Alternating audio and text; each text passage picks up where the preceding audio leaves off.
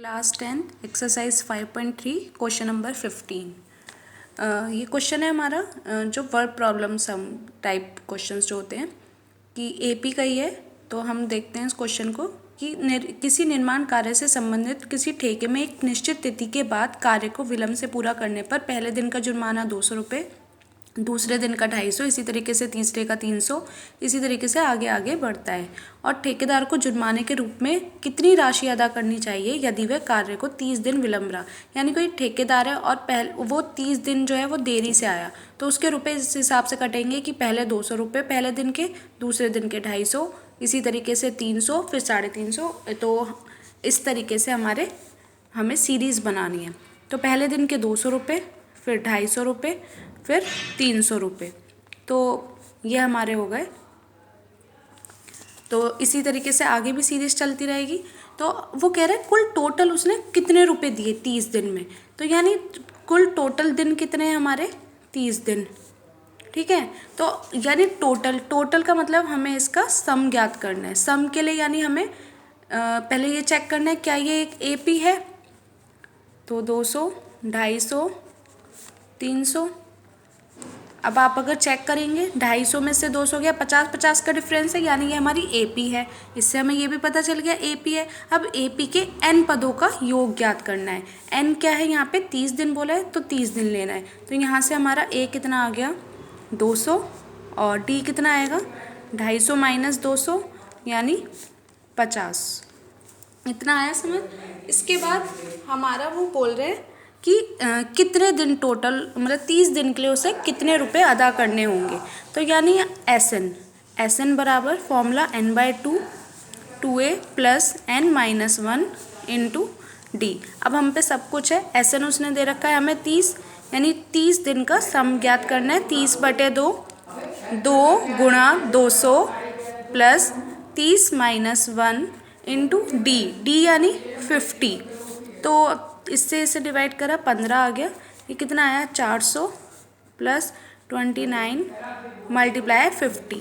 तो कितना आ गया ये हमारा 15,400 प्लस 0, 5 9 जा 45 का 5 कैरी 4, 5 2 जा 10 और 4 14। तो 15 इंटू 1850। तो इनकी मल्टीप्लाई करने पर कितना आ गया 27,750 रुपीज़। तो ये हमारा इसके इतने रुपए यानी उसने अपने विलंब में देने पड़ेंगे 30 दिन के। इसी तरीके से हम एक और सम देखते हैं कि ये है किसी स्कूल के विद्यार्थियों को अपनी पूरी शैक्षणिक प्रदर्शन के लिए 7 पुरस्कार देने के लिए 700 रुपये राशि रखी गई। अब वो कह रहे हैं पूरे 7 हमें गिफ्ट देने हैं और 700 रुपये उस गिफ्ट की कॉस्ट होनी चाहिए। अब वो कह रहे हैं प्रत्येक पुरस्कार अपने से ठीक पहले पुरस्कार से 20 कम है, यानी 20 रुपये कम कम होते जाता है। अब पहले फर्स्ट प्राइज़ को अगर जैसे 100 मिल रहे हैं तो दूसरे को 80 मिलेगा, फिर तीसरे को 60 मिलेगा, ऐसे 20-20 कम होके मिलेंगे। तो हमने माना पहला पुरस्कार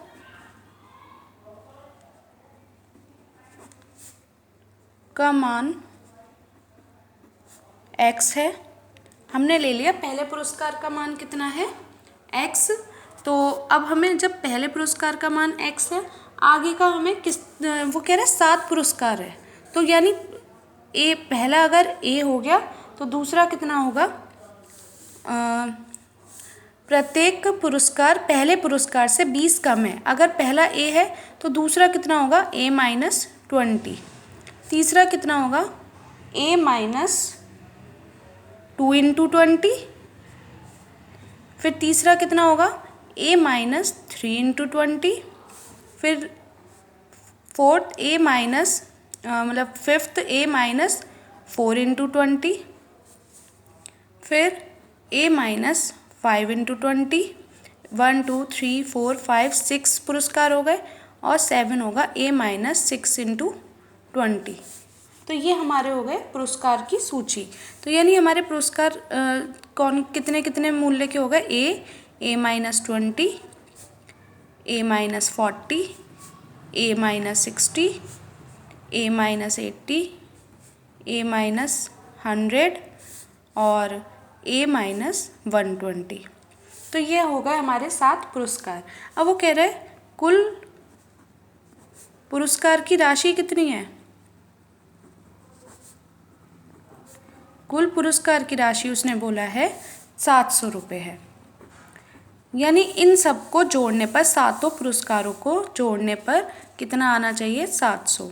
यानी A plus A minus 20 plus A minus 40 plus A minus 60 plus A minus 80 plus A minus 100 plus A minus 120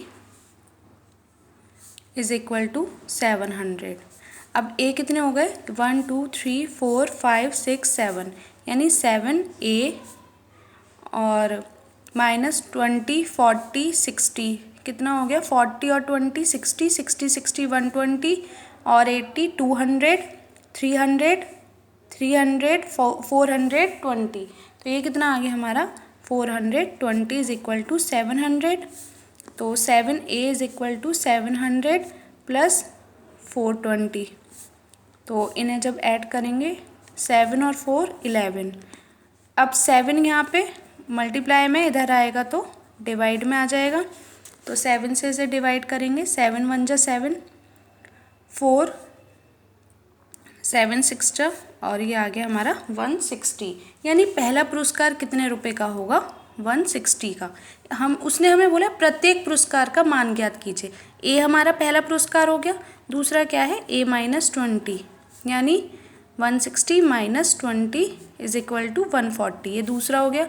फिर A minus 40, A minus 60, A minus 80, A minus 100 और A माइनस 120। इस तरीके से जब आप निकालेंगे 160 माइनस 40 यानी 120, इसी तरीके से ये सारे निकल जाएंगे, तो ये हमारा आंसर हो जाएगा।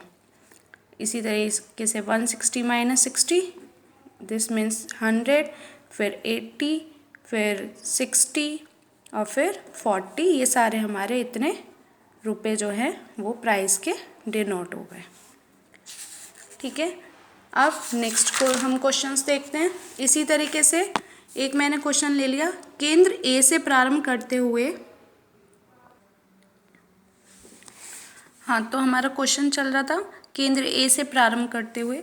तो इसमें केंद्रों A और B लेते हुए त्रिज्याएं हमें दे रखी है 0.5 सेंटीमीटर, 1 सेंटीमीटर, 1.5 सेंटीमीटर और 2 सेंटीमीटर, और अर्धवृत्त बनाए जाते हैं इस तरीके से। ठीक है, तो हमें बताना है इस अर्धवृत्त से बने इस पूरी ये जो सर्कल बन रहा है इसकी कुल लंबाई कितनी होगी। तो हमें कुल लंबाई ज्ञात करनी है। हमने मान लिया पहले वृत्त की त्रिज्या उसने दे रखी है 0.5, इसी तरीके से 1, 1.5, 2। तो हमें दिख रहा है कि इनका डिफरेंस जो है वो सेम है, 0.55 का डिफरेंस है, यानी ये हमारी AP है। AP है जिसका पहला पद A है। D हमारा कितना है 1 माइनस यही पहले वाले पद को माइनस कर देंगे तो 0.5 आ जाएगा। वो कह रहा है कुल 13 क्रमागत अर्धवृत्त बनाने हैं, तो यानी n कितना दे रखा है 13। अब हमें पहले तो ये फाइंड करनी है कि लास्ट टर्म जो है हमारी, जो 13वां पद है वो कितना होगा, यानी कितना बड़ा हमारा बना। लास्ट जो है वो उसने कितनी लंबाई हमारी कंज्यूम करी, कितनी ज़्यादा लंबाई का वो सर्पिल त्रिज्या उसकी बनी। तो हमें यानी AN निकालना है, तो A plus n minus 1 into D, n कितना है हमारा 13, यानी 13वां पद निकालना है। तो 0.5 प्लस n कितना है 13 माइनस 1 और D कितना है 0.5, तो 0.5 प्लस 12 इंटू 0.5, तो 0.5 प्लस 12 पंजे 60, तो ये कितना आ गया हमारा 6 और 0.0 आ जाएगा, तो 6.5। तो ये हमारा आ गया 13वां जो सर्पिल बन रहा है उसकी त्रिज्या। अब उसने कहा 13 वृत्तों में कुल जो है, यानी पूरा उसने जो कवर करा उसकी लंबाई ज्ञात करनी थी हमें। तो यानी वृत्त में हमें पता है वृत्त की लंबाई क्या होती है, उसकी परिधि, और परिधि क्या होती है 2πr, सरकमफ्रेंस ही तो होती है। अगर मुझे किसी तार की और वो गोले शेप में मैंने उसे मोड़ दिया, अगर वृत्त की शेप में है तो उसकी लंबाई क्या होगी, उसकी परिधि, यानी अब मुझे इन 13 वृत्त जो हैं इनकी परिधि ज्ञात करनी है। तो 13 वृत्त, तो हमारा अर्धवृत्त में, क्योंकि हमने कुल परिधि निकालनी है, वो भी सर्पिल है। सर्पिल देखो आधा आधा बन रहा है अर्धवृत्त, पहले ये अर्धवृत्त बना, फिर नेक्स्ट ये अर्धवृत्त बना, फिर ये वाला अर्धवृत्त बना, फिर ये अर्धवृत्त बना, तो सारे के सारे आधे आधे वृत्त बन रहे हैं। तो जो भी हमारा आंसर आएगा, परिधि जो हम निकालेंगे उसे बाद में हम आधी कर देंगे।